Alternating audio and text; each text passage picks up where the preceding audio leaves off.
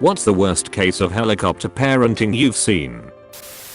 Ugh, this one kid I knew from elementary high school. The mom didn't have a job and somehow managed to be at his school every single day, watching over him. In elementary she was a volunteer teacher's aide every year, which meant she would help out in whatever class he was in. By middle school, she was the head of the PTA, and although not necessary, she was at the campus almost every day. She would just wander around and eventually, the school stopped caring, and she could do whatever she wants. She would randomly pop into one of his classes and just observe or come up to him to hang out with him at lunch. The kid was 24/7 stressed the hell out, his whole body always clenched up.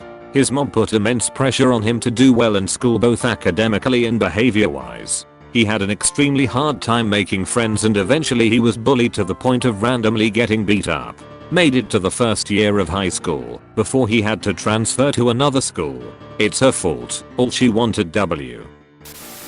As an rap, I was checking students into their dorm rooms. One mother came with her son, who looked to be about 25, and she would not let him get a single word in. She went on about it being his first year in college, and that she was finally approving of him moving away from home and actually going to college. A big yikes we kept an eye on later. When he was assigned to a traditional room with a roommate, she flipped her shit, saying how she wanted him in an apartment, so she could stay with him whenever she wanted. Can't do that anyway, and she would withdraw him from school if she didn't get her way. Thankfully, I was already dead inside from dealing with other residents, so I checked her son in and immediately gave him the number of my boss in case his mother gave any more problems while he was moving in. I later heard from another app that she tried to prevent the roommate from entering their shared room, even though her son was desperately trying to get her to leave. The rad and student security had to escort her out of the building where she sat until her son was done moving in. The son was actually a really cool dude once his mother was out of his hair, and a really involved student, happy to be on his own and living the college life, even if he was a bit older. His mom still managed to call our duty phones asking about him, but BC of federal laws we just hung up. My son told me about this one. 5th grade overnight trip to nature center. Kid's mom went, was only parent, that wasn't a teacher, to go, had a complete meltdown. When she was told that her kid would be sleeping in cabin with other kids and not her. She was told this before trip as well. 4 teachers per cabin, basically overnight school. He said she basically spent the entire night outside watching the cabin. Really creeped everyone out. Man, the rant she went on FAFSA book. At least her friends and family called her out on her nonsense. Imagine quite a few people got blocked that day. My son's befriended the new kid in middle school. Homeschooled through elementary school years, but parents wanted him to interact with kids. He's a good kid. Smart, but guarded and sheepish, but he got along great with my sons. They want to have a sleepover.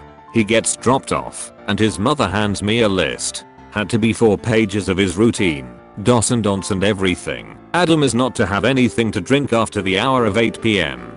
He needs to brush his teeth with the toothbrush we sent him with. He needs to be asleep by blah blah blah. I have 3 kids. I can keep a 12-year-old kid alive for 20 hours without a list. She would text me non-stop. I felt bad for the kid. I'll let him know, listen, if you bend a few of these rules, I'll never tell your mom if you won't. And he had this huge smile. I'm not sure what kind of people helicopter parents think they are creating, but it can't be a fun one, that's for sure. Working summer orientation for my old community college, and we have new students register for classes towards the end of the session. Counselors are there to help with class selection. This one mom was literally hovering over her son, telling him which classes to choose, and completely ignoring the counselor's advice. When she had him stand up, she proceeded to sit down, and she herself started registering her son for his classes. I tried to intervene, letting her know that we ask that the student register themselves, and that he'll be doing online registration for the rest of his college career. I was told to F***K off. Later I pulled him aside and told him to change his password and swap into a class more appropriate for his placement exams. It was this incident that triggered us to design a parent orientation to keep them away from their kids. Welcome to adulthood, lol bro. In college, a girl's mom stayed in her room with her the first week of our freshman year. Went to classes with her, ate with her, and attended our dorm meeting. introducing herself as Crystal's mommy. She finally went home, and Crystal had obviously never learned to do anything on her own. Her roommate dated a guy in my floor and would tell us about her daily, multiple calls home. She didn't know how to do laundry, so mommy paid roommate to do it for her.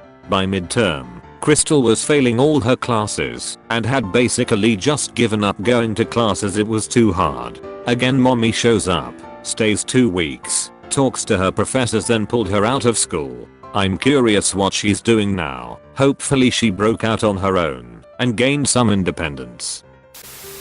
A mom came with her kid to whine about a deserved poor grade.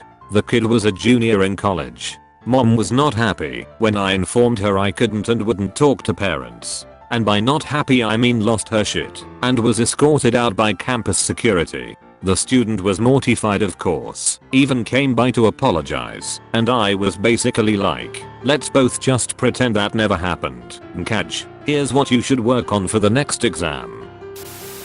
This is my sister's experience, but she taught kindergarten for a while, and she had a kid whose mother wouldn't let her play outside if it was below 70 degrees, and told the school she was allergic to dairy, but then admitted she lied about that because she couldn't trust that the school wouldn't serve her spoiled milk, so she thought it would be easier to just say she was allergic. Also, the kid was coincidentally sick and had to stay home from school on every single field trip. I was 11 to 13 at the time. I had a friend on the swim team that was also around that age. His parents were the most controlling people I had ever seen. His mother looked like the head of a Catholic girls' school that punishes students for singing. We all used to play Nintendo DS games during meets.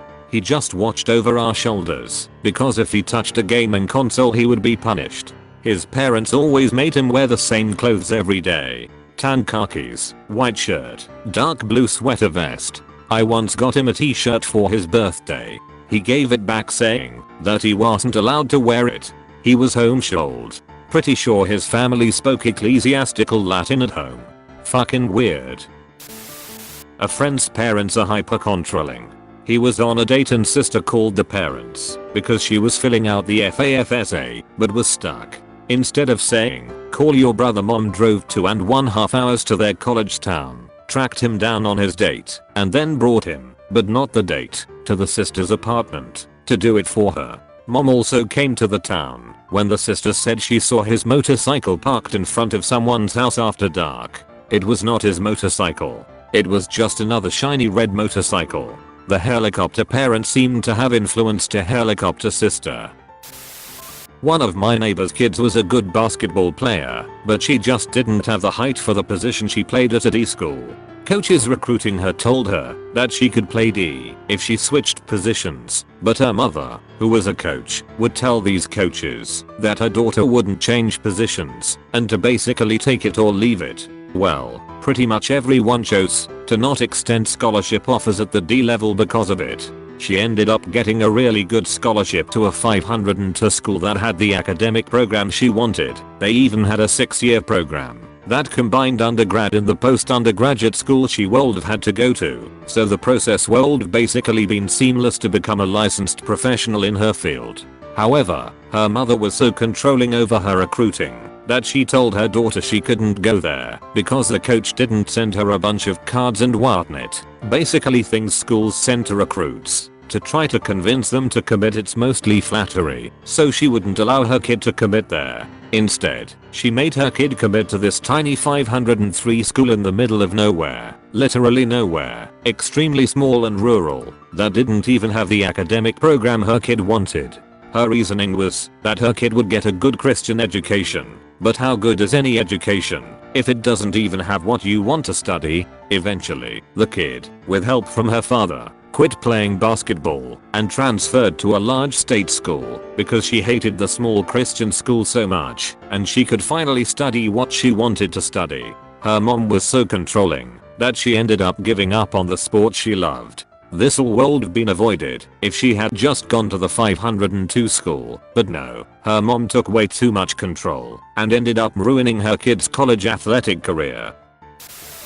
Tried to befriend this guy who was 18. Introduced him to one of my wife's single friends. His mom went to dinner with us and drilled us with questions. We went to a movie after. Luckily his mom didn't go, but ended up missing the first showing and had to watch a later showing.